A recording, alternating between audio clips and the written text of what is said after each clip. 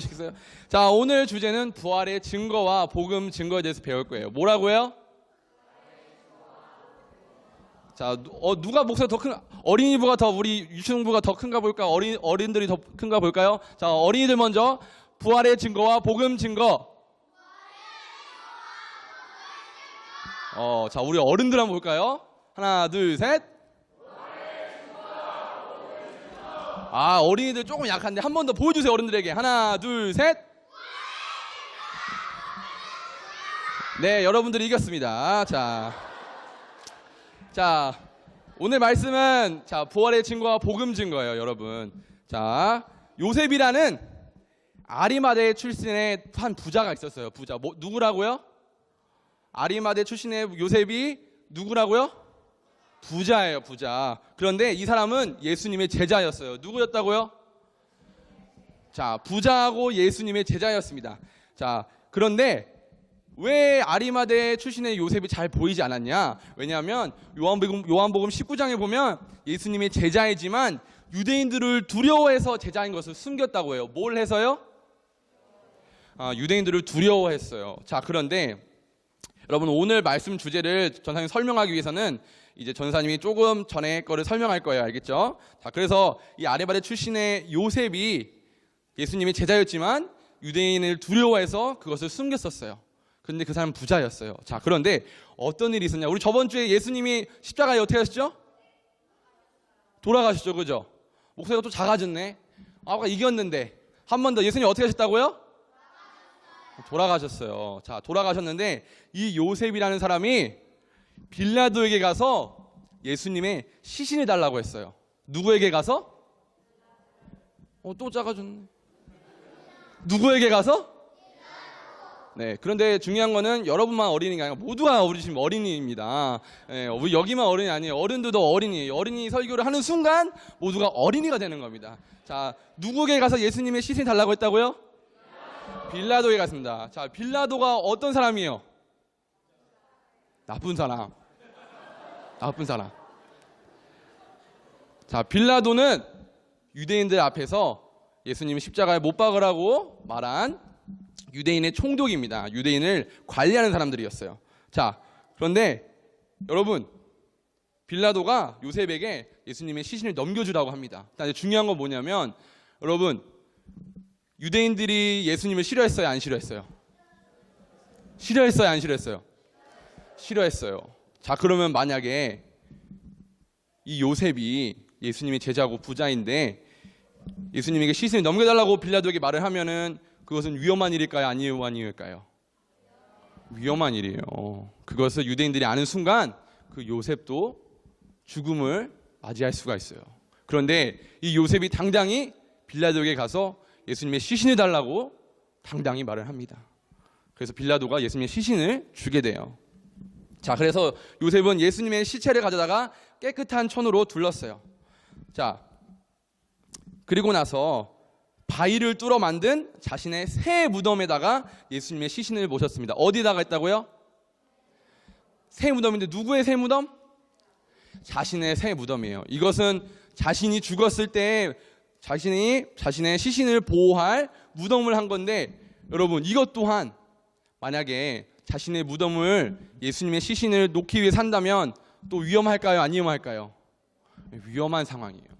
하지만 이 요셉은 자신의 무덤을 죽을 각오를 하고 그 무덤을 예수님의 시신에 놓게 됩니다. 자, 그리고 그 돈을 굴려서 무덤의 입구를 막고 돌아갔어요. 자, 그리고 막달라 마리아와 다른 마리아가 무덤 맞은편에 앉아 있었어요. 자, 이 여인들은 예수님께서 십자가에 돌아가실 때도, 예수님께서 십자가를 지시면서 골고다 언덕을 올라가실 때에도 계속 예수님 곁에 있었던 여인들입니다. 계속 누구 곁에 있었다고요? 예수님 곁에 있었습니다. 자, 그런데 다음 날 대제사장들과 바리새파 사람들이 빌라도에게 갔어요. 누구에게 갔다고요? 빌라도에게 갔어요. 왜 갔을까? 이 예수님의 시신이 무덤에 간 거 알았어요, 몰랐어요? 알았어요. 알아서 간 거예요. 자, 가서 예수님께 그들이 뭐라 했냐면 빌라도에게 이렇게 말했어요. 각하, 그 거짓말쟁이가 살아있을 때 자기가 3일 뒤에 살아날 것이라고 했습니다. 그러니까 명령을 내리셔서 3일째 되는 날까지 그 무덤을 꼭 지키게 하십시오. 안 그러면 혹시라도 그의 제자들이 와서 시체를 훔쳐간 다음에 사람들에게 그가 다시 살아났어! 라고 할 수도 있습니다. 그러면 이번 속임수는 처음 것보다 더 나쁜 결과를 가져올 수 있습니다. 이렇게 말을 한 거예요. 그러니까 빌라도가 뭐라 했냐면, 그러면 경비들을 데리고 가서 당신들이 할 수 있는 대로 무덤을 지키시오 라고 한 거예요. 그렇게 해서 그들은 무덤에 가서 돌을 봉인하고 경비병들을 지켜서 입구를 지키게 했어요. 자, 다음 날, 안식일 다음 날, 그날 이른 새벽 아침에 막달라 마리아와 다른 마리아가 무덤을 보러 갔어요. 근데 그때 강한 지진이 일어나고 하나님의 천사가 하늘에서 내려왔어요. 그 천사는 돌을 굴려 치우고 그 위에 앉았습니다. 그 모습은 번개와 같고 옷은 눈처럼 휘었는데 경비병들이 그 천사를 보고 두려워해가지고 마치 죽은 사람처럼 되었어요. 자, 근데 그 천사가 그 여자들에게 뭐라고 말했냐면, 두려워하지 마라. 너희가 십자가에 못 박히신 예수님을 찾고 있다는 것을 알고 있다. 예수님은 여기 계시지 않다. 말씀하신 대로 다시 살아나셨다. 와서 예수님이 누우셨던 곳을 보아라. 천사가 처음에 뭐라고 했어요? 두려워하지 말라고 했어요. 너희가 십자가에 못 박히신 예수님을 찾고 있다는 것을 알고 있어. 하지만 예수님은 여기 계시지 않아. 말씀하신 대로 다시 살아나셨어. 들어가서 예수님의 무덤을 한번 확인해봐 라고 한 거예요. 자, 그리고 나서 천사가 빨리 가서 제자들에게 이렇게 말하라고 합니다. 누구에게 이렇게 말하라고 한다고요? 제자들에게 이렇게 말하라고 해요. 예수님께서 죽음에서 다시 살아나셨고 먼저 갈릴리로 가셨다. 거기서 예수님을 만날 수 있다. 내가 너에게 전하는 말이다. 갈릴리로 가면 누굴 만날 수 있다고요? 예수님을 만날 수 있다고 하셨습니다. 자, 예수님께서는 먼저 갈릴리로 가셨다고 했어요. 왜 그럴까요? 자, 그건 왜 그러냐면 예수님께서 십자가에 돌아가시기 전에 뭐라고 말씀하셨냐면, 내가 살아나는 후에 너희보다 먼저 갈릴리로 가리라 라고 말씀하셨기 때문이에요. 자, 그래서 여자들은 재빨리 무덤을 떠났어요. 근데 그들은 두려워하면서도 매우 기뻤어요. 여러분, 두려워하면서도 기쁜 그런 마음이 뭔지 알아요? 자, 여러분, 만약에 죽은 사람이 죽었다가 살아나면 어때요? 어때요? 기분이 어때요? 무섭겠죠. 그죠? 그런데 만약에 나를 위해서 죽으신 예수님께서 다시 살아나신다고 부활하시면 기뻐요, 안 기뻐요? 기뻐요.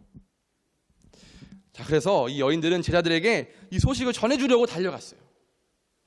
근데 그때 갑자기 예수님께서 이 여인들에게 나타났어요.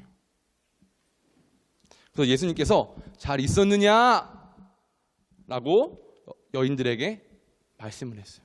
그러자 그 여인들이 예수님을 알아봤는지 그분의 발을 붙잡고 경배를 하고 절을 했어요. 예수님이 어디를 붙잡았다고요? 발을 붙잡았어요. 발을 붙잡았다는 것은 예수님께서 확실히 부활하신 것이 맞다는 거예요. 그러자 예수님께서 말씀하셨어요. 두려워하지 마라. 뭐라고요? 두려워하지 마라. 가서 너의 형제들에게 갈릴리로 가라고 말하여라.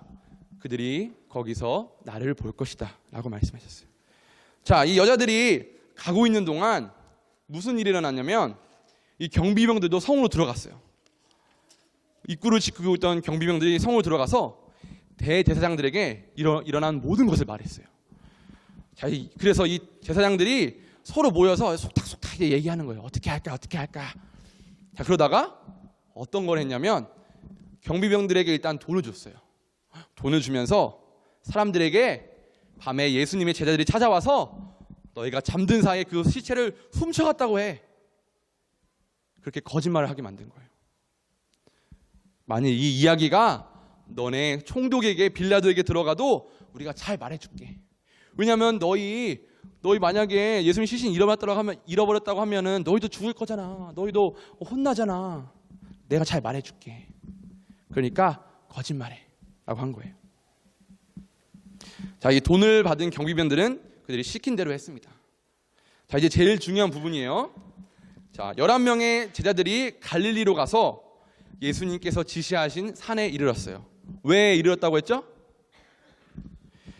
예수님께서 먼저 어디로 가신다고 하셨어요?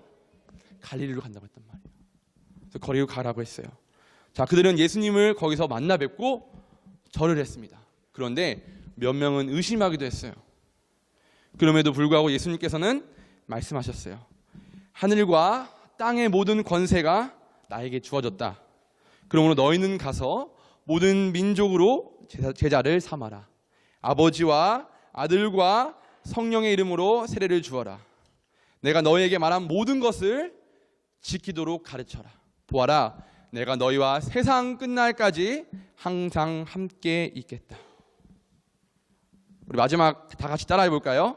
그러므로 너희는 가서 모든 민족을 제자로 삼아라. 보아라, 내가 너희와 세상 끝날까지 항상 함께 있겠다. 예수님께서 우리와 언제까지 함께 계신다고요? 세상 끝날까지. 언제까지? 아멘. 아멘. 자, 여러분, 이게 기쁜 일이에요, 아니에요? 예수님께서 나와 세상 끝날까지 함께 계신대요. 기쁜 일이 아니에요. 기쁜 일이에요. 여러분, 예수님의 부활을 믿으세요? 아멘이라고 대답하셔야 돼요. 내보다 아멘이 더 큽니다. 아멘의 뜻이 뭔지 아세요? 아멘의 뜻이 무슨 뜻이에요? 아멘의 뜻이 저 그렇게 될 줄 믿습니다라고 하는 거예요. 여러분, 믿으세요? 아멘. 여러분, 그 부활의 증거는 바로 첫 번째 그 무덤이에요. 그 무덤에 예수님이 계셨어요, 안 계셨어요? 빈 무덤이었어요. 우리 사도신경에도 장사된 지 몇 일 만에? 3일 만에 죽은 자 가운데 살아나셨다고 했어요.